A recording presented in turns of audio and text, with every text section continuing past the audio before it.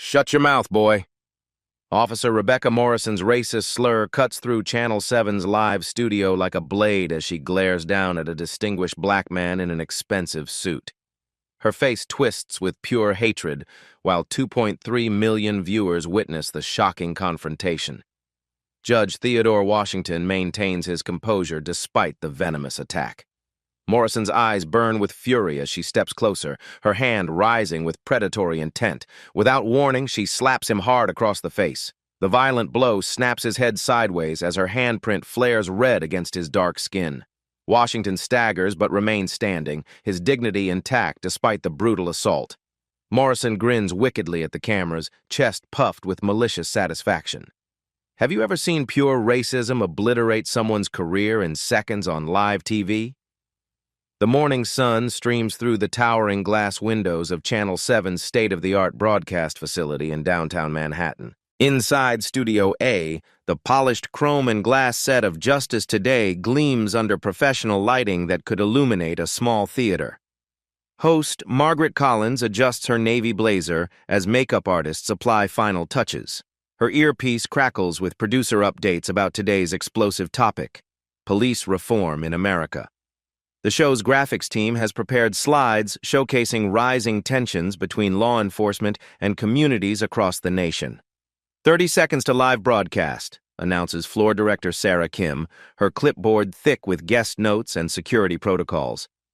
The studio audience of 50 settles into their red velvet seats, many wearing police department pins or community activist badges. Officer Rebecca Morrison smooths her crisp blue uniform and checks her reflection in the monitor. At 36, she radiates the confidence of someone who believes her badge grants unlimited authority. Her blonde hair is pulled into a severe bun that matches her rigid posture. Morrison has spent weeks preparing for this moment. As Metro Police Department's newly appointed community relations specialist, this national television appearance represents her golden ticket to political stardom. She envisions herself as the voice of law enforcement, the officer who speaks truth to liberal media bias. Her talking points are memorized: maintain order, respect authority, follow protocols. She has practiced her most authoritative expressions in the mirror, perfecting the stern look that says, "Don't mess with me." What Morrison doesn't know is that seated quietly in the green room, reviewing case files with the focused intensity of a scholar, is Judge Theodore Washington. At 48, he carries himself with the understated dignity of someone who has earned respect through decades of principled service. Washington's charcoal suit is expensive but understated. His silver hair is neatly trimmed, and his dark eyes reflect the wisdom of someone who has presided over thousands of cases. In his leather briefcase lies a confidential report that could reshape American policing forever. As chairman of the National Police Oversight Commission, Washington controls the distribution of $2.8 billion in federal police funding. His signature can approve or deny grants that determine whether departments can afford new equipment, training programs, or even basic operations. Today's briefcase contains Morrison's department's funding application, $12 million hanging in the balance. The preliminary review is damning.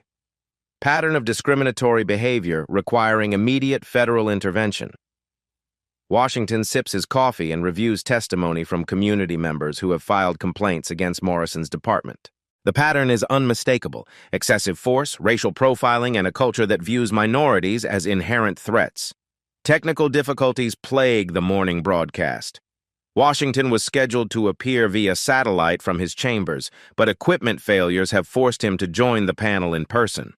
The show's research team scrambles to update graphics and seating arrangements.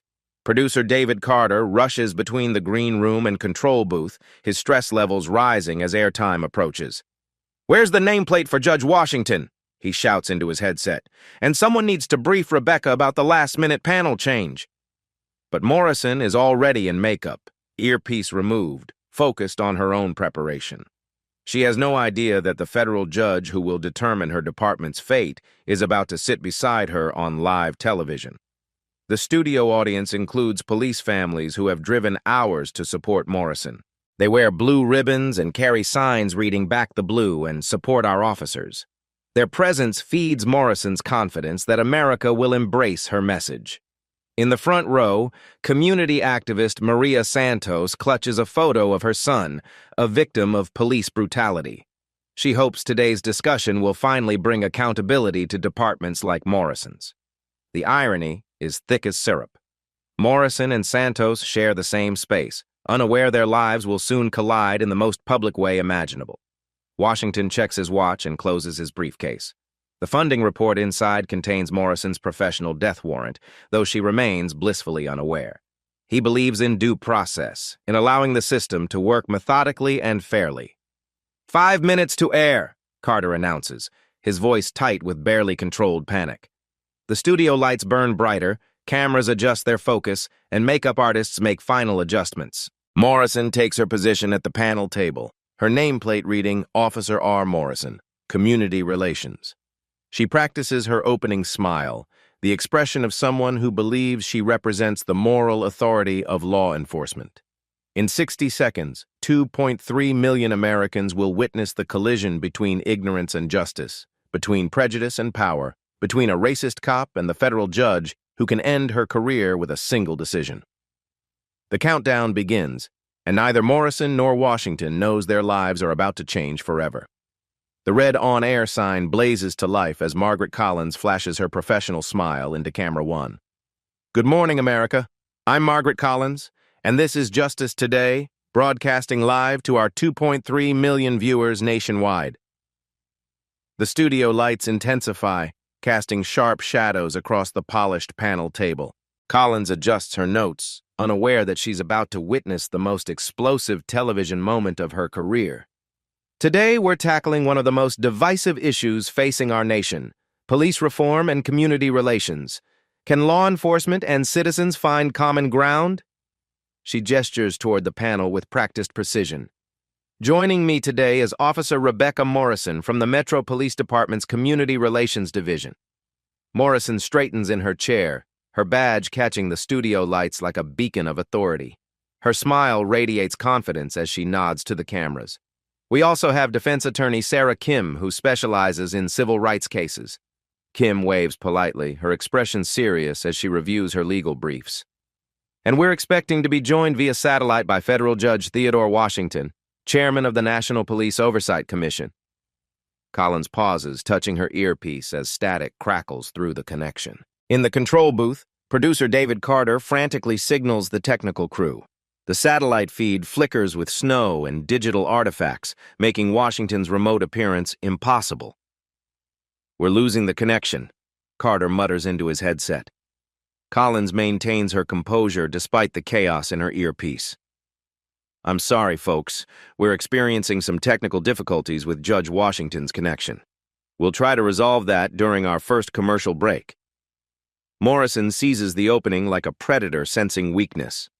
Margaret, if I may, this gives us a perfect opportunity to discuss the real challenges law enforcement faces every single day. Her voice carries the authority of someone accustomed to being obeyed without question. We deal with individuals who believe rules don't apply to them, Morrison continues, her blue eyes hardening. People who think they can intimidate their way through life, demanding special treatment because of their so-called status. The studio audience murmurs approval, particularly the police families in the front rows.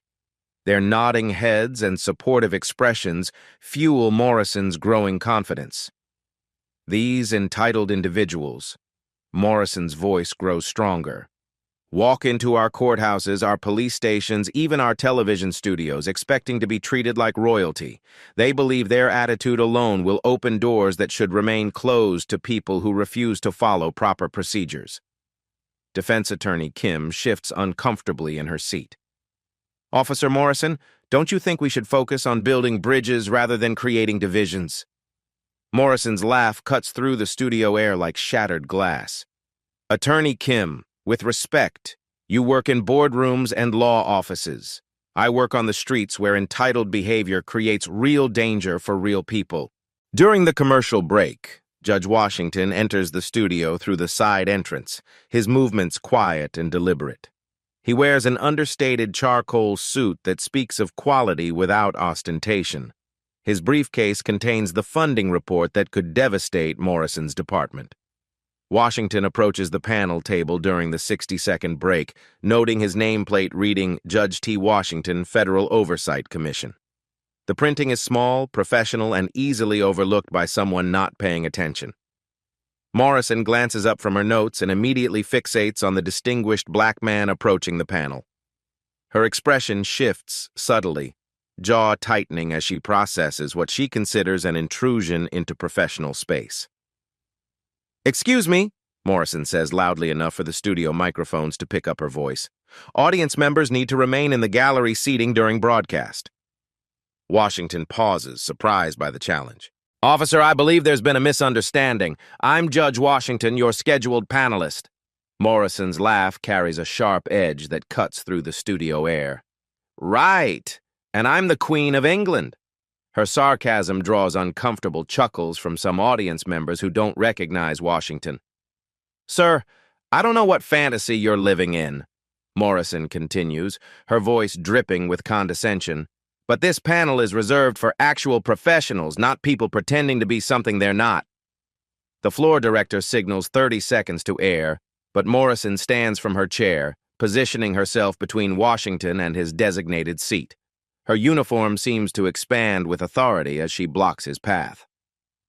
"This is exactly what I was just discussing," Morrison declares, turning toward the cameras as if Washington is a convenient prop for her argument. Entitled individuals who believe they can simply walk into professional spaces and demand accommodation. Washington maintains his dignity, speaking in measured tones. "Officer Morrison, perhaps we could clarify this situation with the producer. I'm certain there's simply been a communication error." "Communication error." Morrison's voice rises with indignation. "The only error here is someone thinking they can walk into a live television broadcast and demand a seat at the table without proper authorization." The red light flashes, signaling return from commercial break. Collins struggles to regain control as cameras roll live across America. "Welcome back to Justice Today," Collins announces, her professional training overriding the chaos unfolding beside her. "We're continuing our discussion on police-community relations." Morrison turns toward the cameras, her chest puffed with righteous authority. "Margaret, I apologize to your viewers, but we have a perfect example of the challenges law enforcement faces happening right here in your studio." 2.3 million viewers watch as Morrison gestures dismissively toward Washington. "This gentleman seems to believe that if he acts entitled enough, professional standards will simply bend to accommodate him." "Officer Morrison," Collins interrupts, checking her notes frantically, "I believe there may be some confusion about our panel composition." "Margaret, with all due respect," Morrison's tone suggests Collins is naive about real-world threats. "I handle security matters. This individual is clearly attempting to disrupt our broadcast through intimidation tactics." Washington attempts to show his federal judicial credentials, retrieving them from his jacket pocket with calm precision. "Officer Morrison, if you would simply examine my identification—" "I don't need to see any fake documents," Morrison snaps, her voice sharp as broken glass. "Anyone can print official-looking paperwork these days. I've seen every scam in the book." The studio audience shifts uncomfortably as tension fills the air like smoke. Some recognize Washington from news coverage, but Morrison's aggressive control of the situation creates hesitation about intervening. "This is what we're up against every single day," Morrison continues, playing to the cameras like a seasoned politician. "Individuals who refuse to accept that authority exists for everyone's protection, not just their convenience." Washington extends his credentials once more, his patience reflecting years of judicial temperament. "Officer, these documents clearly identify me as Federal Circuit Judge Theodore Washington." Morrison's face contorts with disgust as she stares at the offered identification. "Sir, I don't care what your fake ID claims. Professional credentials aren't handed out like candy to anyone who demands them." The cameras capture every nuance of Morrison's expression. The contempt in her eyes, the sneer playing at her lips, the way her hand hovers near her belt as if Washington poses a physical threat. "This is exactly what's wrong with our society," Morrison declares to the live audience, her voice reaching crescendo. "People who think they can intimidate law enforcement into backing down, who believe their entitled attitude trumps established procedure." Washington remained standing beside the panel table, his dignity intact despite the public humiliation. His voice stays level, though steel creeps into his tone. Officer Morrison, I strongly encourage you to reconsider your current approach. Are you threatening a police officer on live television? Morrison's voice rises to a near shout, her performance reaching fever pitch. Ladies and gentlemen, you're witnessing exactly why we need strong law enforcement officers who won't be bullied by people who think they're above the rules. Morrison then reaches out and slaps the credentials from Washington's hands with deliberate force. The federal documents scatter across the studio floor like fallen leaves, clearly visible to viewers at home. The camera inadvertently captures papers reading Federal Circuit Judge and National Police Oversight Commission, but Morrison never looks down. That's what I think of your fake paperwork, Morrison declares triumphantly, her smile beaming into the cameras as 2.3 million Americans watch in stunned silence. The scattered federal credentials lie across the polished studio floor like pieces of Morrison's shattered future, though she remains blissfully unaware. Judge Washington's official identification gleams under the bright studio lights, clearly displaying Federal Circuit Judge and National Police Oversight Commission to 2.3 million horrified viewers. Morrison stands over the scattered papers with triumphant satisfaction, her chest puffed with pride as she addresses the live cameras. That's exactly how we handle people who try to intimidate law enforcement with fake credentials and entitled attitudes. Her blue eyes sparkle with malicious glee as she turns back toward Washington. Sir, you can pick up your little props after the show. Right now, you need to return to the audience seating where you belong. Washington looks down at his scattered credentials, his jaw tightening almost imperceptibly. Years of judicial temperament keep his voice measured despite the public humiliation. Officer Morrison, those documents represent the authority of the federal government. Federal government? Morrison's laugh cuts through the studio like broken glass. Right, and I suppose you're going to tell me you're personally friends with the president, too. She rolls her eyes dramatically for the cameras, playing to what she assumes is a supportive audience. Social media explodes as viewers recognize Washington from news coverage.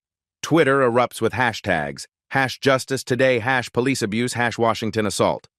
The show's ratings spike as word spreads about the unfolding disaster, but Morrison remains oblivious to the digital firestorm. Producer David Carter frantically paces the control booth, his face pale with horror as he watches his career implode alongside Morrison's. Cut to commercial, he shouts at his technical crew. Cut to commercial now! But the live broadcast continues relentlessly, capturing every moment of Morrison's professional suicide for posterity. The control room buzzes with panicked voices as staff members realize they're witnessing television history in the making. Margaret, Morrison addresses the host while keeping her eyes fixed on Washington. This is exactly the kind of disruptive behavior that undermines respect for legitimate authority. These people think if they cause enough of a scene, we'll just give in to their demands. Collins touches her earpiece frantically, receiving urgent messages from the control booth. Producer Carter's voice crackles through her receiver. That's really Judge Washington. Stop her! But Morrison's aggressive control makes intervention nearly impossible on live television. The studio cameras capture every angle of the confrontation, their high-definition lenses recording evidence that will soon be analyzed frame by federal investigators. The professional lighting creates dramatic shadows that emphasize the racial dynamics playing out before millions of witnesses. Defense attorney Sarah Kim tries to intervene, her voice strained with growing alarm.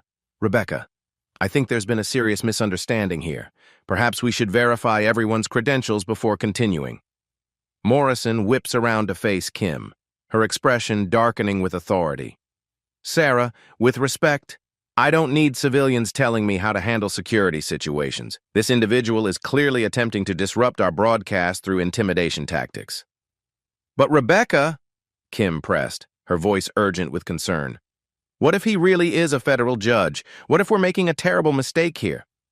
What if he really is what? Morrison interrupts, her voice rising with indignation. Some kind of federal judge who just happens to show up without proper introduction? These scam artists always have elaborate stories to explain their criminal behavior. The studio audience shifts uncomfortably in their seats, the tension so thick it feels like breathing syrup. Several members recognize Washington from courthouse visits and news coverage, but Morrison's authoritative presence creates a chilling effect that silences potential witnesses. Morrison's supporters in the police families section begin to look uncertain as they process Washington's dignified demeanor and expensive suit. Something doesn't add up, but Morrison's confidence keeps them from speaking out against her authority. Community activist Maria Santos recognizes Washington immediately, her hands trembling as she clutches her son's photograph. She wants to speak up but fears Morrison's retaliation against her family. The silence becomes complicit as potential allies remain frozen by intimidation. Morrison turns back to Washington, her voice dripping with condescension. "Sir, I've been patient with your little performance, but now you're disrupting a live television broadcast watched by millions of Americans. That constitutes interference with media operations." Washington bends slowly to retrieve one of his scattered credentials, his movements deliberate and dignified. "Officer Morrison, if you would simply examine this federal judicial identification, we could resolve this situation immediately." "I told you, I don't need to see your fake paperwork," Morrison snarls, stepping closer to invade Washington's personal space. "What I need is for you to follow simple instructions and return to your proper place in the audience." The cameras capture Morrison's aggressive posture as she towers over Washington, her badge and uniform creating an imposing silhouette under the studio lights. Her hand rests conspicuously on her duty belt, suggesting the threat of physical enforcement. Washington's calm demeanor only fuels Morrison's rage, as she interprets his dignity as disrespect for her authority. "This attitude right here is the problem," she announces to the live audience. "This belief that certain people don't have to follow the same rules as everyone else. This is what every police officer faces daily," Morrison continues, her voice carrying the authority of someone accustomed to unquestioned obedience. "Individuals who believe they can use intimidation and fake authority to get their way." The studio's professional microphones pick up every nuance of Morrison's voice, from the contempt dripping from her words to the slight tremor of excitement as she believes she's making television history. Her performance feeds on the live audience and national attention. Washington straightens to his full height, still holding his recovered credential. His voice carries quiet steel as decades of judicial authority surface beneath his measured tone. "Officer Morrison, you are making a grave error that will have serious consequences." Morrison's eyes flash with fury at what she perceives as a direct threat. "Are you threatening a police officer on live television? Because that's exactly the kind of criminal behavior I'm talking about." She addresses the cameras directly, her performance reaching new heights of indignation. "Ladies and gentlemen, you're witnessing a perfect example of why strong law enforcement is essential. This individual is now openly threatening me for simply doing my job." The studio's professional lighting creates harsh shadows across Morrison's face as her expression hardens with righteous anger. Her voice rises to address the entire studio audience and millions of viewers beyond. "This entitled behavior is exactly what's destroying respect for legitimate authority in America," Morrison declares, her words carrying the fervor of someone who believes she's fighting a righteous battle. "People who think they can bully their way into professional spaces and demand special treatment." Collins makes another desperate attempt to intervene, her journalistic instinct screaming that something catastrophic is unfolding. "Officer Morrison, perhaps we should pause and verify everyone's identification." "Margaret, I appreciate your concern, but this is a law enforcement matter now." Morrison cuts her off with military precision. "This individual has escalated from simple disruption to threatening behavior. I won't be intimidated into backing down." Washington takes a measured step forward, his voice remaining calm despite the escalating hostility. "Officer Morrison, I am going to give you one final opportunity to examine my credentials and reconsider your actions." Morrison interprets Washington's step forward as aggressive behavior, her training kicking in as she assumes a defensive stance. "Sir, you need to back away immediately. Your threatening posture is creating a dangerous situation." Threatening posture. Washington's voice carries a note of incredulity as he maintains his dignified composure. "Officer, I am simply trying to show you official federal identification."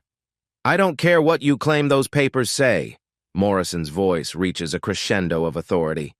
What I see is someone who refuses to follow lawful orders and is now advancing in a threatening manner toward a uniformed police officer. The tension in the studio becomes suffocating as Morrison's hand moves closer to her weapon. The audience holds its collective breath while 2.3 million viewers watch the confrontation spiral toward its inevitable climax. The control booth erupts in panic as producers realize they're broadcasting a potential felony assault live to the nation. Emergency protocols activate as staff members contact network executives and legal departments. Washington's patience finally shows signs of strain as he processes the magnitude of Morrison's ignorance and aggression. Officer Morrison, I am Federal Circuit Judge Theodore Washington, Chairman of the National Police Oversight Commission. You are committing multiple violations that will end your career. Morrison's face contorts with rage at what she perceives as the ultimate insult. Now you're impersonating a federal judge? That's a felony, sir. You've just escalated this from disruption to serious criminal behavior. She turns to the cameras with absolute conviction, her voice carrying the authority of someone who believes she's about to make law enforcement history. Ladies and gentlemen, this individual has now added impersonating a federal official to his list of crimes. This is exactly why we need officers who won't be intimidated.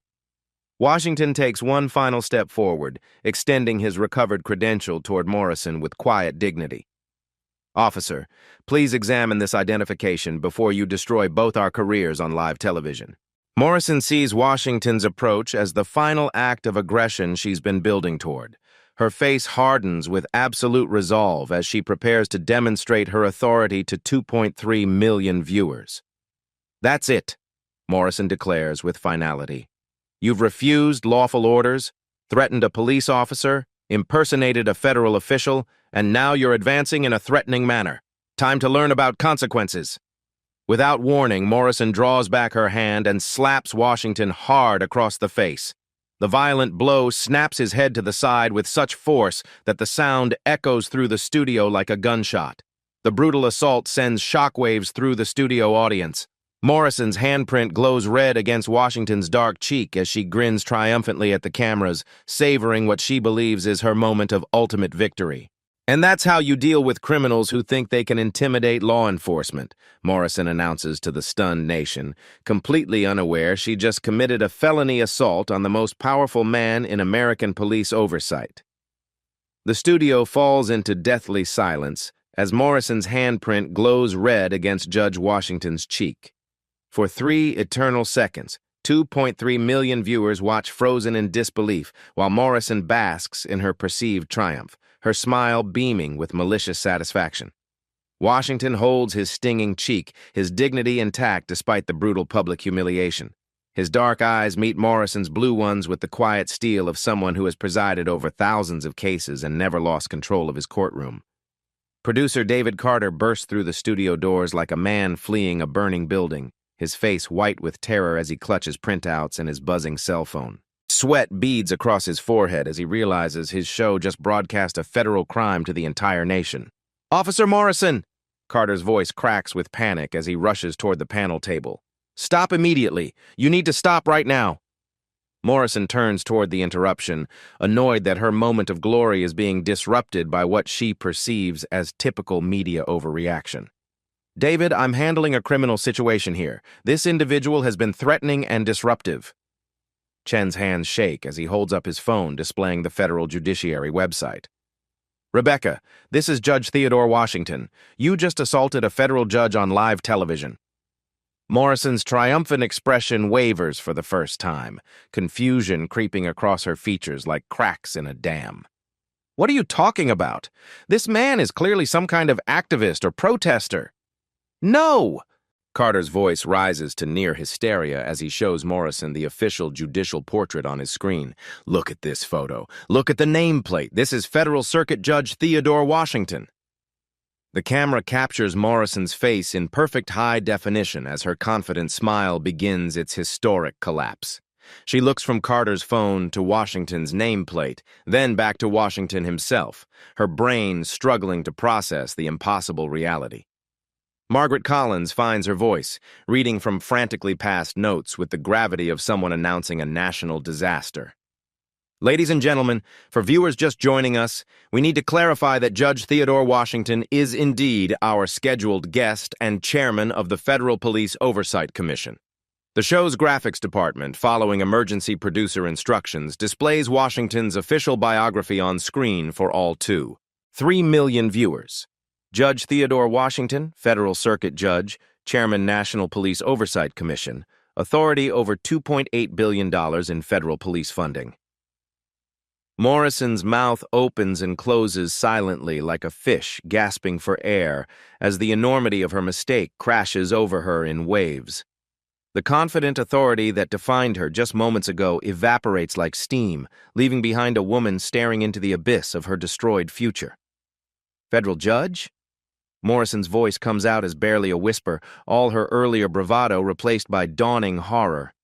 But how was I supposed to know? He didn't introduce himself properly. Washington slowly lowers his hand from his cheek, straightening to his full height as the power dynamic shifts with seismic force. When he speaks, his voice carries the unmistakable authority of someone who has sentenced countless criminals and now holds Morrison's fate in his hands. Officer Morrison!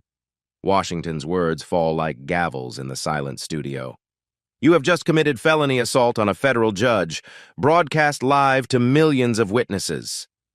The cameras capture Morrison's complete transformation as her face cycles through confusion, recognition, and finally pure terror. Her legs seem unsteady as she grips the panel table for support, her world tilting off its axis. Washington bends down with deliberate precision, retrieving his scattered credentials from the studio floor. He holds up his Federal Commission identification, the same document Morrison had dismissed as fake just minutes earlier. This is the federal identification you refused to examine, Officer Morrison, Washington continues, his voice calm but carrying the weight of absolute authority. The same identification that would have prevented this career-ending mistake. Morrison's voice cracks as desperation sets in. Judge Washington, Your Honor, I had no way of knowing.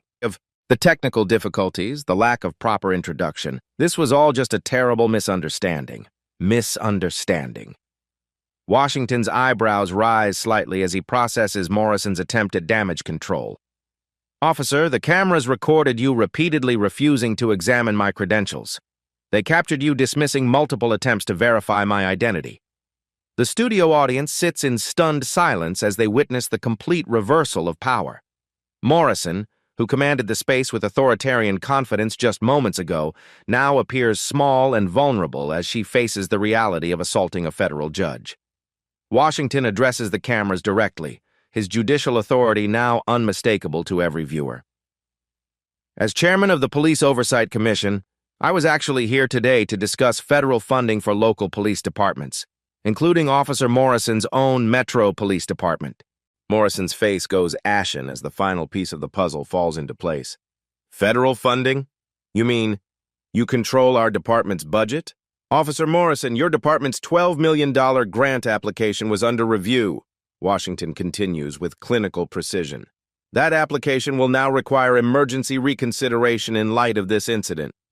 The weight of Morrison's actions crashes down like an avalanche. She didn't just assault any federal judge, she assaulted the man who literally controls her department's financial survival.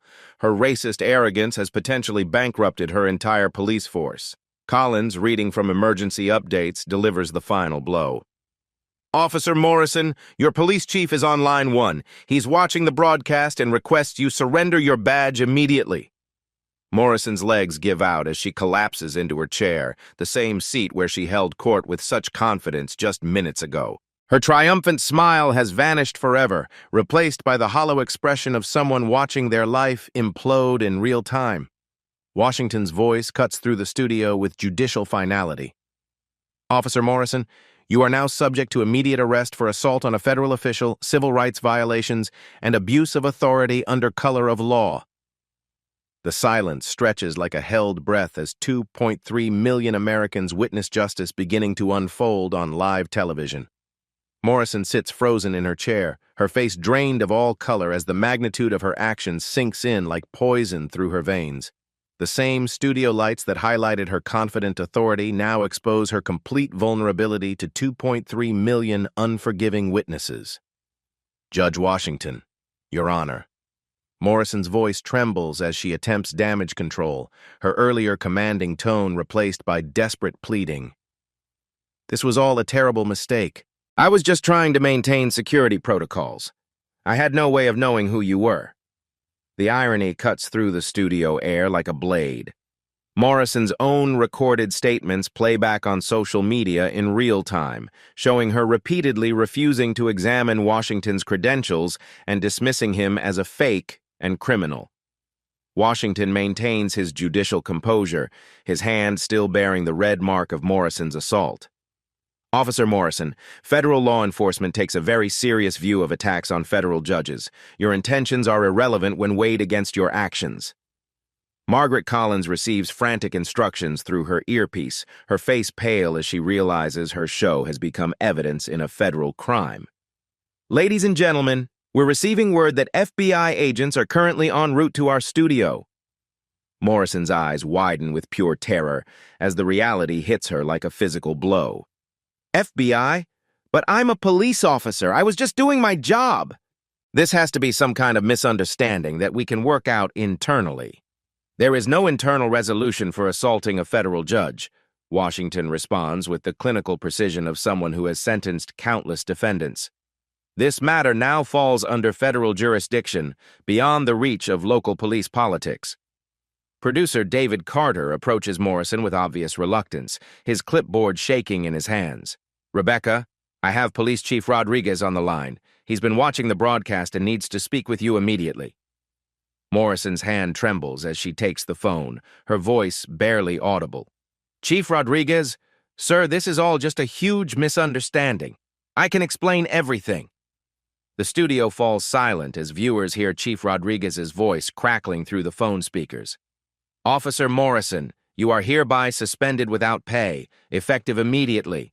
Please surrender your badge and service weapon to studio security. The words hit Morrison like hammer blows, each syllable driving home the finality of her situation. Her career, her pension, her future. All destroyed in the span of 15 minutes on live television. Sir, please, Morrison begs into the phone, her professional composure completely shattered. I've served faithfully for 10 years. This was just one mistake. Can't we handle this quietly? Morrison, you assaulted a federal judge on live television. Rodriguez's voice carries through the studio with final authority. There is no handling this quietly. You've embarrassed our entire department and potentially cost us millions in federal funding. Collins watches in fascination and horror as television history unfolds before her cameras. Officer Morrison, you're being asked to surrender your badge and weapon on live television. Will you comply?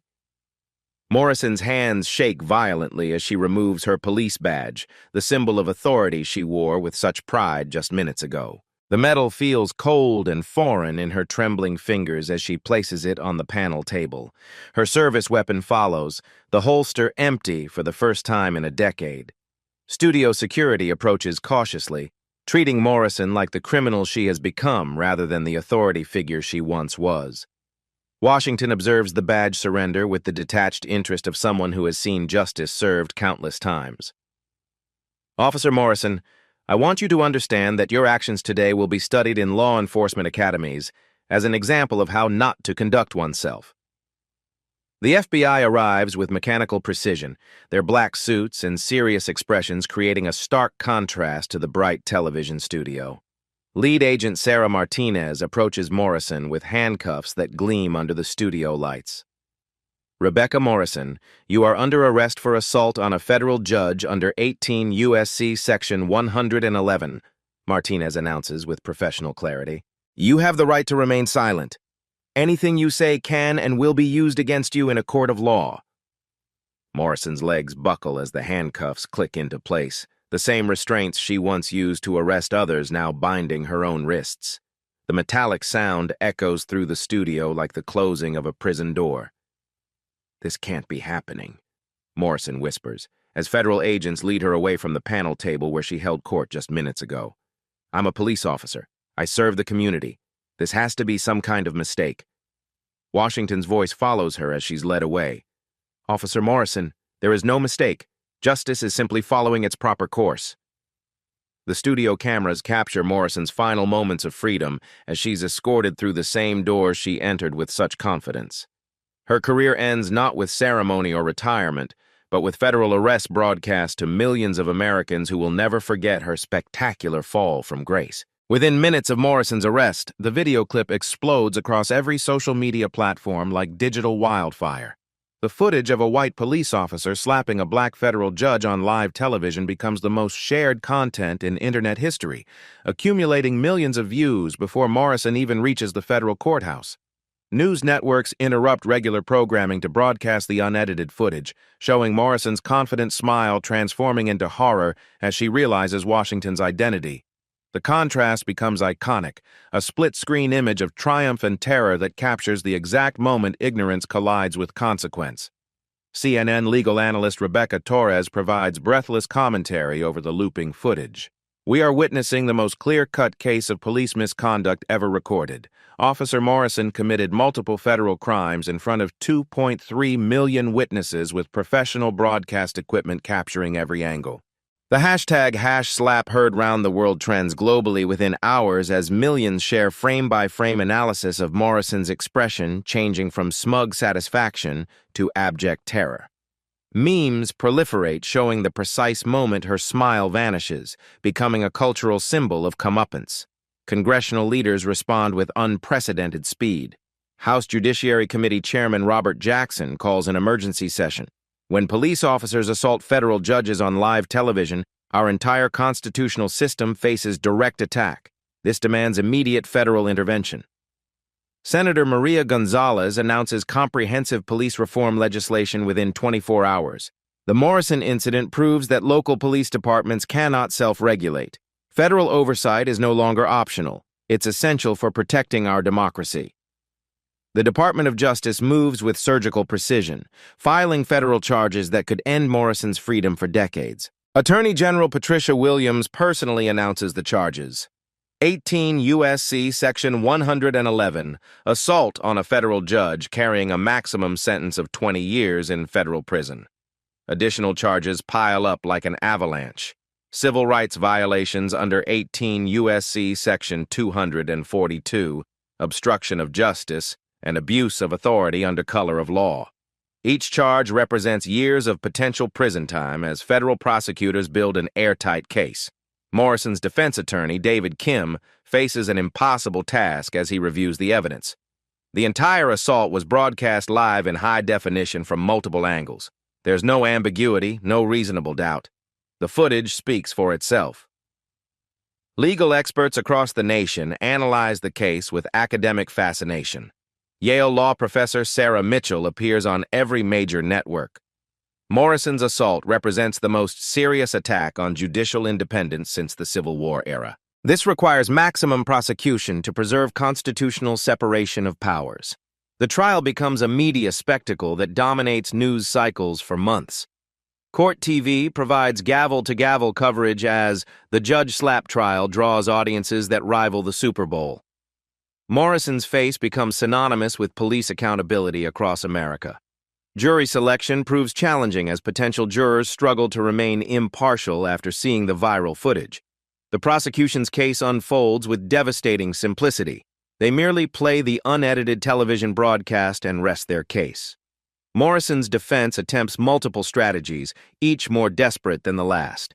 They claim ignorance of Washington's identity, but the footage shows her repeatedly refusing to examine his credentials. They argue she was following protocol, but police procedure experts testify that her actions violated every standard. Character witnesses emerge to reveal Morrison's pattern of discriminatory behavior. Community activist James Rodriguez testifies with quiet dignity. "Officer Morrison told me during a traffic stop that people like you needed to learn their place in society." Restaurant owner Lisa Carter describes Morrison's behavior during routine inspections. "She would make racist comments about our clientele and threaten to find violations if we didn't show proper respect for her authority." The prosecution presents social media evidence showing Morrison's history of racist posts and comments supporting police brutality. Her digital footprint reveals a pattern of bigotry that culminated in her assault on Judge Washington. Expert testimony demolishes any remaining defense arguments. Former police chief Michael Davis, now a consultant on police reform, testifies with devastating clarity. Officer Morrison's actions represent the complete opposite of professional law enforcement. She committed every violation possible in 15 minutes of television. Constitutional law experts explain the broader implications to the jury. Professor Janet Williams from Georgetown Law School testifies, Morrison's assault wasn't just an attack on Judge Washington personally. It was an assault on the federal judiciary and constitutional separation of powers. The prosecution's closing argument requires only 30 minutes as they replay key moments from the broadcast. Lead prosecutor Amanda Torres addresses the jury with measured precision. Ladies and gentlemen, Officer Morrison committed federal crimes in front of the entire nation. The evidence isn't disputed because it was broadcast live. Morrison's defense attorney makes a final desperate plea. My client made a terrible mistake born of ignorance, not malice. She deserves punishment, but not the destruction of her entire life. The jury deliberates for exactly 97 minutes before returning guilty verdicts on all federal charges. Jury foreman Robert Martinez reads the verdict with solemn gravity. We find the defendant guilty on all counts. The evidence was overwhelming and undeniable. Morrison collapses as the verdicts are read, the reality of decades in federal prison crushing her remaining hope. The same cameras that captured her assault now record her complete breakdown as justice unfolds with mechanical precision. Judge Patricia Sullivan presides over sentencing with the gravity appropriate for such a historic case. Officer Morrison, your assault on Judge Washington represents an attack on our constitutional system that demands severe consequences.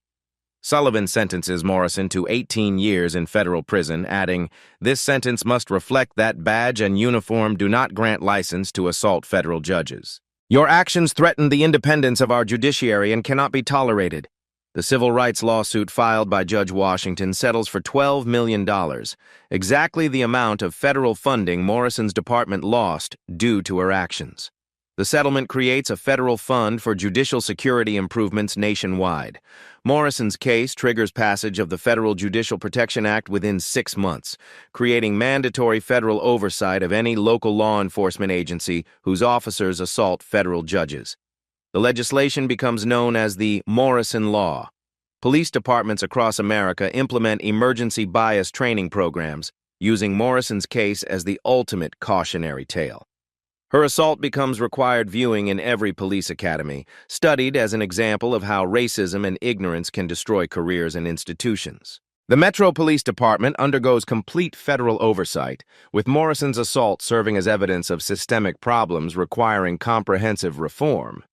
Crime rates actually decrease under federal supervision as community trust increases. Morrison's spectacular downfall becomes a cultural touchstone, referenced in academic papers about implicit bias, abuse of authority, and the importance of accountability in law enforcement. Her name enters the dictionary of police misconduct alongside the most notorious cases in American history. The footage of her smile vanishing becomes an eternal reminder that in America, justice can still humble those who abuse their authority, even when they think the whole world is watching and cheering them on.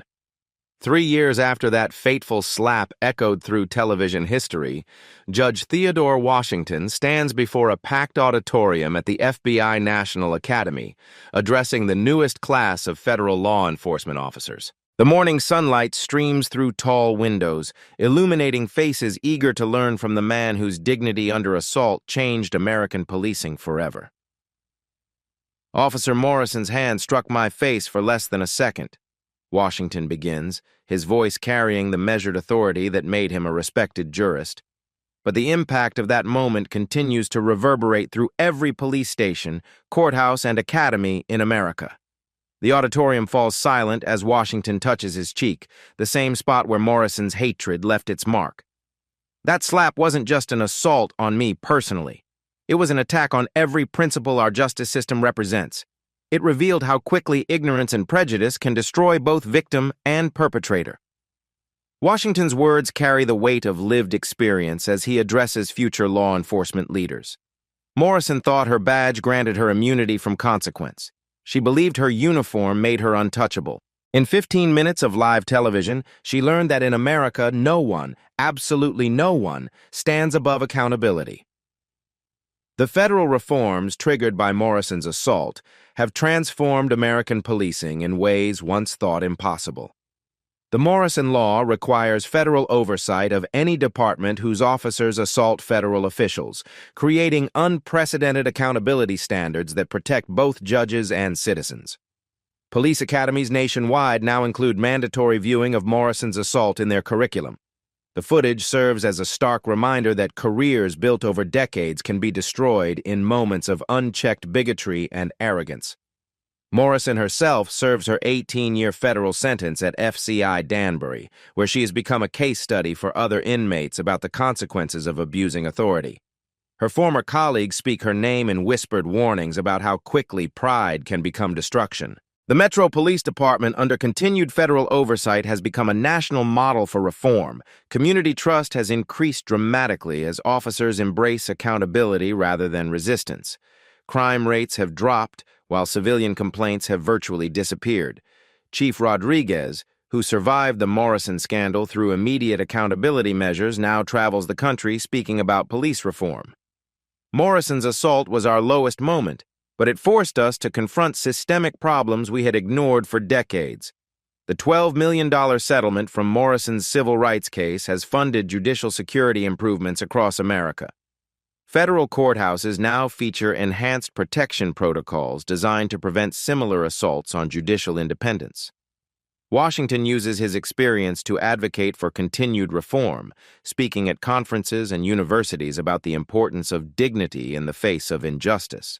Morrison's greatest crime wasn't hitting me. It was believing her prejudice represented legitimate authority. The cultural impact extends far beyond law enforcement. Morrison's name has entered popular vocabulary as shorthand for spectacular career self-destruction through arrogance. Pulling a Morrison describes any situation where overconfidence leads to devastating consequences. Social media continues to circulate the footage, with new generations discovering the moment when racist authority met federal justice on live television. The video has become a digital monument to the power of accountability in democratic societies. Legal scholars study Morrison's case as a perfect storm of constitutional violations, using her assault to teach students about civil rights law, federal jurisdiction, and the importance of judicial independence.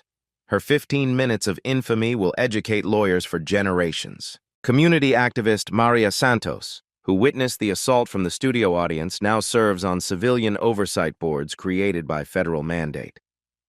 Morrison's slap woke America up to what unchecked police power looks like. We can't let that lesson be forgotten. Washington's final words to the FBI Academy carry the weight of hard-won wisdom. Officer Morrison taught us that real authority earns respect through service, not fear through violence. True power protects the vulnerable rather than punishing the powerless. The judge pauses, looking out at the sea of future federal agents. Morrison's smile vanished the moment she learned who I was, but the smile of justice, that smile grows brighter every day as we build a more accountable system. If this story of justice triumphing over prejudice moved you, share it with everyone who believes accountability matters more than authority. Hit subscribe and the notification bell to join millions demanding that badges serve justice, not justify brutality. Comment below. How many other Morrisons are out there, one slap away from destroying their careers? What reforms would prevent this kind of assault on our constitutional system? Morrison thought her uniform made her untouchable. Washington proved that in America, justice still has the power to humble those who abuse their sacred trust. The question isn't whether there are more Morrisons in uniform. It's whether we'll demand accountability before they strike, or wait for the next slap to echo around the world. That slap lasted 1 second. Its lessons must last forever. The story you heard today wasn't cleaned up. It was told exactly as it happened. At Black Voices Uncut, we believe that's the only way truth can live. If you felt something, hit like, comment, and your reaction, and subscribe. Every week, we bring you voices that refuse to be silenced.